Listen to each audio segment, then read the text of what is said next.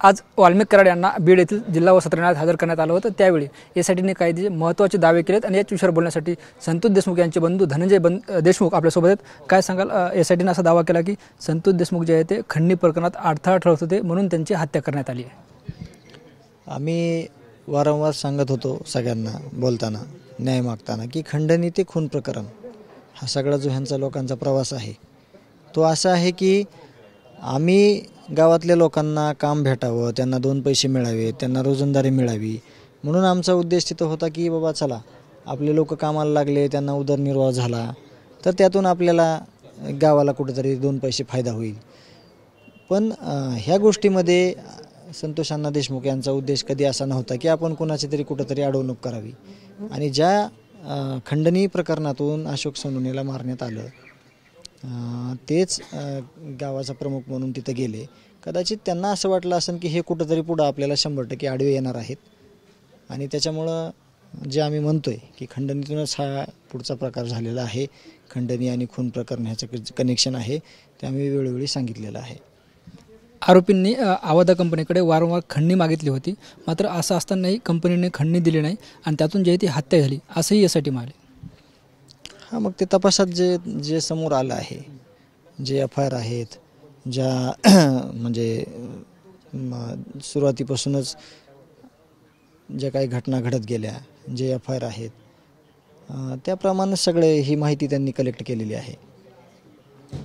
यासाठीने यापुढे जाऊन असा दावा केला आहे की सुदर्शन घुले, कराड आणि चाटे यांनी जे आहे ते धमकावूनही जे आहे ते खंडणी दिली नव्हती, त्यामुळे जे हे सर्व प्रकार घडला आहे।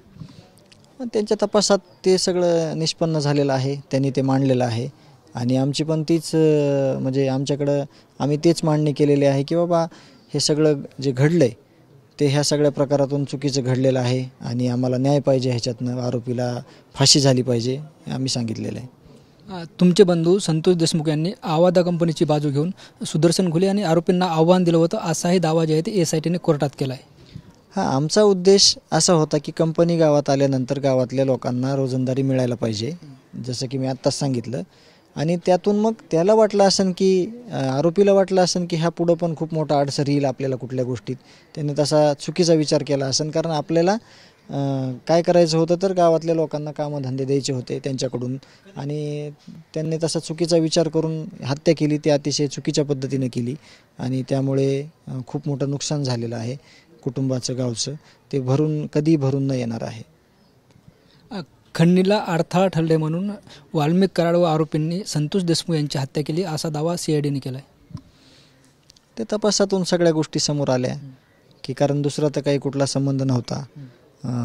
ह्यांना अशा क्रूर पद्धतीने मारायला त्यांना वाटलं असेल की हे कुठंतरी आपल्याला अडचणी आणतील आणि तसा उद्देश नसताना, एक चांगला उद्देश असताना त्यांनी वाईट घटना घडवली, अत्यंत चुकीची गोष्ट केली त्यांनी आणि तसा दावा CIDने केलेला आहे। बरे, CIDने दावा केला, मात्र ज्या दिवशी 6 डिसेंबरला ही घटना घडली होती त्यानंतर 9 डिसेंबरला हत्या झाली, जेव्हा तुमचं संतोष देशमुख यांचं बंधूचं वागणं कसं होतं, तुमच्यासोबत त्यांचं बोलणं कसं होतं? 6 डिसेंबरला ही वेळ असेल तर असं म्हणजे घाबरल्यासारखं किंवा समजा जे एरी बोलतंय तसं बोलत नव्हता किंवा समजा मी म्हणायचं दादा काय झालंय तर काही नाही म्हणायचा, म्हणजे सांगत नव्हता।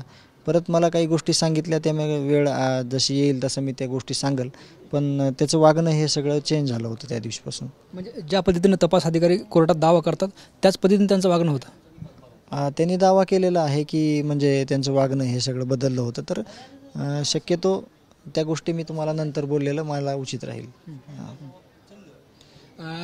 त्यांच्या मनात सातत्यानं भीती होती, त्यांनी तुम्हाला बोलून दाखवली होती? हां, बोलून दाखवली होती, भीती होती त्याच्यामागे। म्हणजे तुमच्या वहिनी आणि त्यांच्या पत्नी त्यांनी बोलून दाखवली? हां, इथून लातूरला जाताना मलाही बोललेला होता आणि तिथं लातूरला गेल्यानंतर वहिनीला पण तो तसं बोललेला होता। मग दरम्यानच्या काळात तुम्ही त्यांना काही काळजी घेण्याचं आवाहन केलं होतं का? हां, केलं होतं ना। केजून निघताना मी त्यासाठीच फोन केला होता की दादा तू मला फोन कर आणि मग आम्हाला बोलायचं होतं, पण कधी मनात त्याच्या असं आलंच नाही ना की इतक्या चुकीच्या पद्धतीने हे असं घात करतील म्हणून, आणि त्यांची हत्या घडवण्यात आली। आपण बघतो हे होते संतोष देशमुख यांचे बंधू धनंजय देशमुख. ज्या पद्धतीनं SIT असेल CID असेल कोर्टात संतोष देशमुख आणि आरोपीबद्दल जे दावे केलेत त्यांचं साम्य असलं आणि ते दाव्यात जे तथ्य आहे असंही ते मानलेत. आणि संतोष देशमुख जे आहे ते खंडणी प्रकरणानंतर मनात भीती होती, घाबरलेले होते. आम्ही त्यांना काळजी घ्या, त्यांना फोन केले असंही जे आहे ते त्यांनी आपल्याशी बोलताना सांगितले. कॅमेरा पर्सन आप्पासाहेबसह ज्ञानेश्वर लोंढे, TV9 मराठी, मस्साजोग, बीड.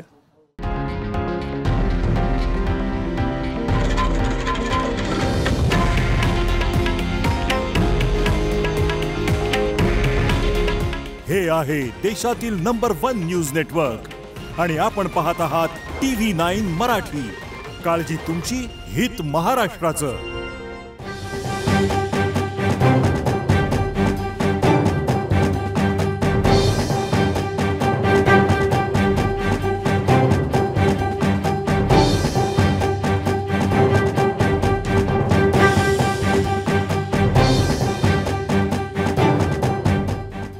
दिशा कॉम्प्युटर इन्स्टिट्यूट घेऊन येत आहे कॉम्प्युटर प्रशिक्षणातील सगळ्यात मोठी discount offer, big discount days. अधिक माहितीसाठी तुमच्या जवळच्या दिशा कॉम्प्युटर इन्स्टिट्यूटच्या शाखेत जाऊन संपर्क करा.